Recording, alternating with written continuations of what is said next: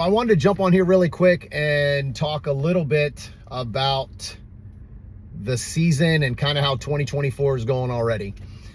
My season or my year has been pretty crazy already. So I've already had one big match this year that I ended up third overall in. Wasn't happy with some of my performance. I shot probably one of the best matches I've ever shot, especially at the top, trying to beat those guys.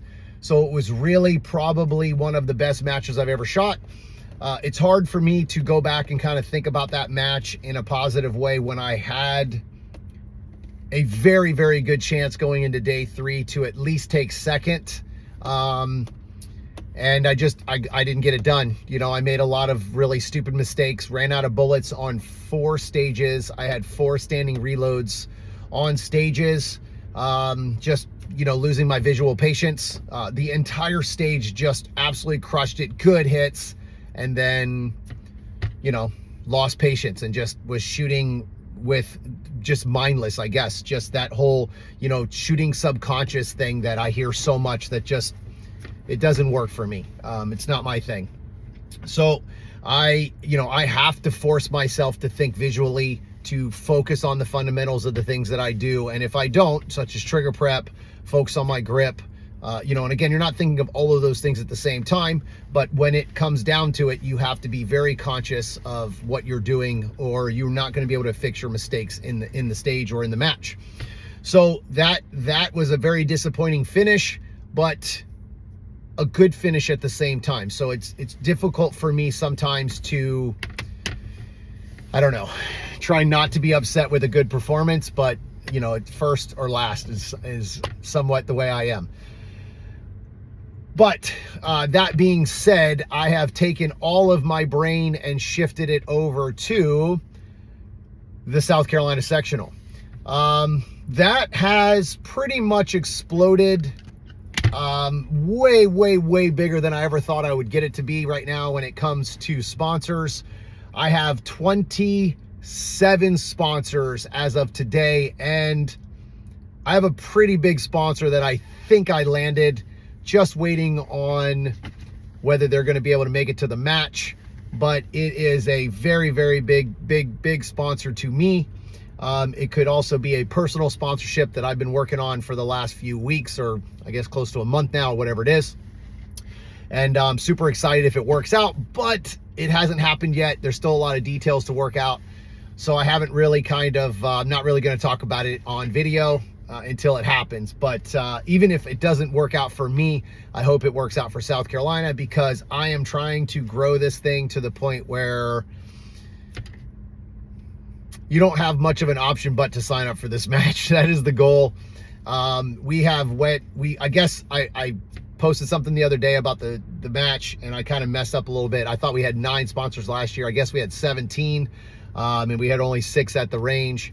This year I have 27 now, or 26 or 27, whatever it is. I'm starting to lose count, but my goal is to really push for these bigger companies.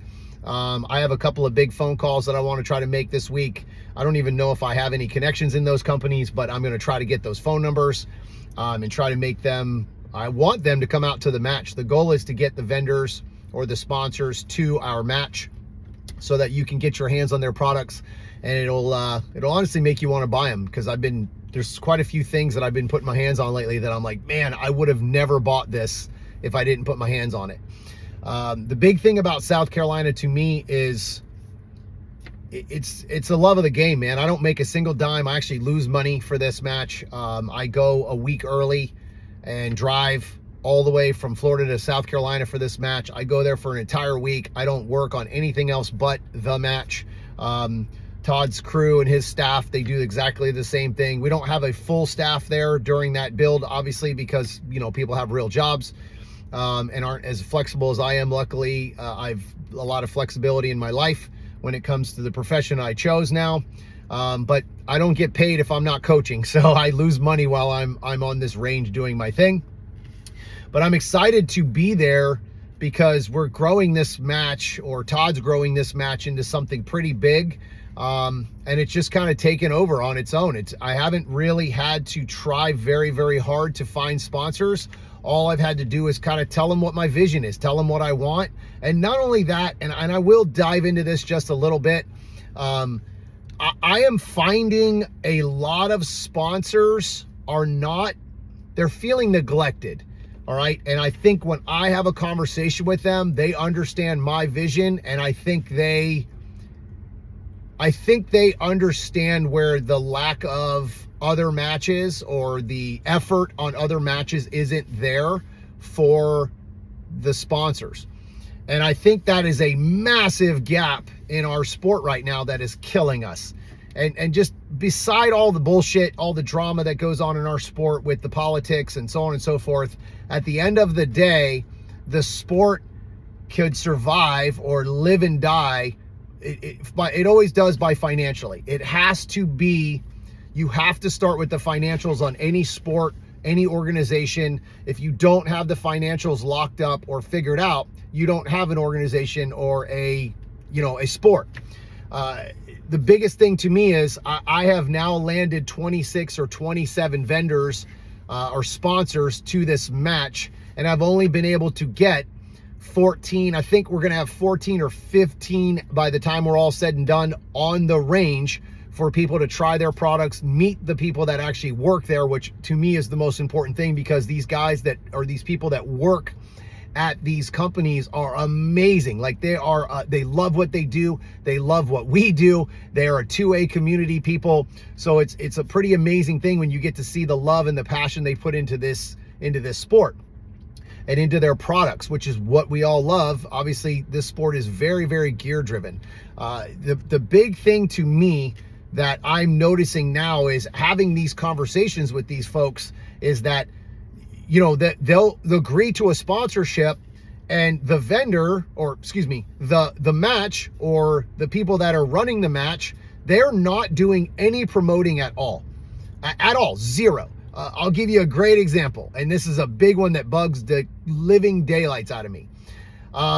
Nationals is the biggest match of the year for us. Carry Optics Nationals, it sells out instantly. The match is already half sold out from what I can tell from just slots. I have no idea who's sponsoring that match. I don't have a single clue who is sponsoring Nationals this year.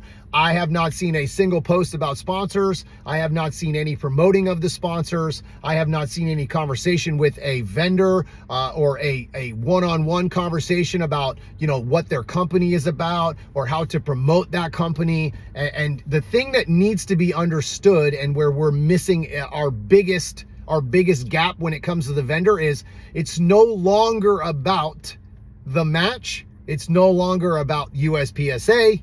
It's no longer about your personal ego. It's about the vendor and their products.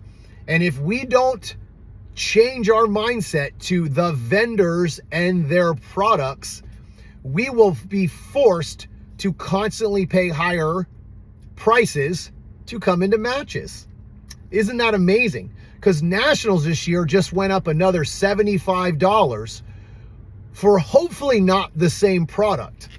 Hopefully more vendors, hopefully better prizes, which the problem is we get good prizes. We just do a pretty shitty job returning the prize package to the vendors. We don't do a very good job promoting our vendors, promoting the people that are in this sport.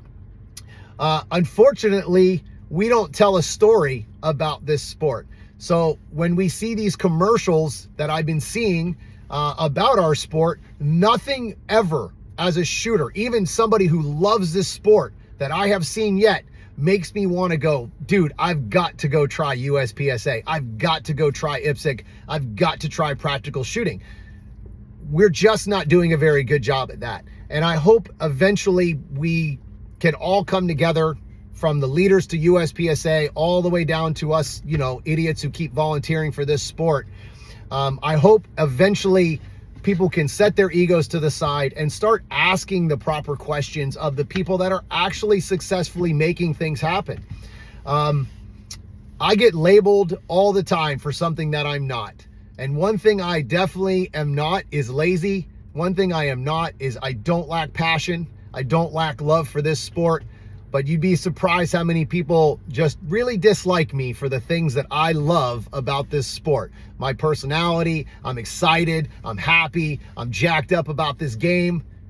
But as soon as you say, hey, we could do something better, I'm an asshole. It's pretty amazing how that works. But you know what? I'm good with it, man. If my passion and my love for this sport makes me an asshole, you can count me in as the biggest asshole in the sport. So just remember, this sport could be a lot cheaper if we started taking care of people that actually matter, and that's our vendors. That's our sponsors. That's the people that where the real money comes from. That gets supplemented by not charging us because those vendors start putting more in. We are able to support them outside of the sport and as well inside the sport. It makes a big giant difference to these companies, and the sport will grow. The more that the big companies get back from us is the more they will promote our sport. And I'll tell you, if you think 35,000 members is a lot in USPSA, try a couple million, because that's what the gun owners are in this country. And most gun owners would love to have a reason to take their gun out of the safe other than just go to a standard range and shoot 50 rounds a year or 1,000 rounds a year and think they're a badass, because they just don't even know what USPSA is. I was that guy. So when I found out what it was, I fell in love with it instantly. And look at me now. It's taken over my entire life. Not everybody's going to do that. And I don't recommend it. It's not easy. But I definitely would definitely recommend that we do something different, because right now what we're doing isn't bringing members in, and it certainly isn't keeping members. So, all right, guys, that's my little rant about life right now and how things are going for me. I'm actually sitting here in front of my man Da Vinci, Mr. David Padavan, getting ready to pick up 2 pistols that I am going to be doing a review on. I'm excited as hell this year. I plan on doing a lot more for companies. Hopefully I can put my hands on a lot more different products this year, because the products I've been using certainly aren't throwing stuff at me and sponsoring me. So I guess it's time to start venturing out and trying some new stuff. So 2024 has been an awesome year already, and it's only going to get better. All right, guys, if you have any questions, hit me up in those comments, and I'll see you on the range.